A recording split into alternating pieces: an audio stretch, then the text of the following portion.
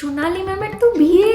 আরে আমাদের বাড়ি থেকে জাস্ট 4টে বাড়ি পড়ে না ওনাদের বাড়ি, তো প্যান্ডেল শুরু হয়ে গেছে জানিস, ভীষণ এক্সাইটেড আমি। না রে, আমাদের সঙ্গে সেভাবে আলাপ নেই, আমরা তো এই পাড়ায় নতুন এসেছি না, আমাদেরকে ইনভাইট করেনি। ভালো লাগবে বল ম্যামকে বিয়ের পরে?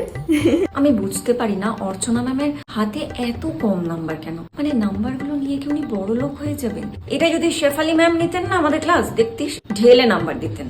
এই আমার কি মনে হয় বলতো, দীক্ষা ম্যাম প্রেগনেন্ট, পেটটা দেখবি হালকা ফুলেছে, বাচ্চাটাকে নিয়ে যখন স্কুলে আসবে কি মজা লাগবে না? রনক স্যার আর রনিতা ম্যামকে একসঙ্গে কি কিউট লাগে না? আমার মনে হয় জানিস ওনাদের মধ্যে কিছু তো একটা চলে।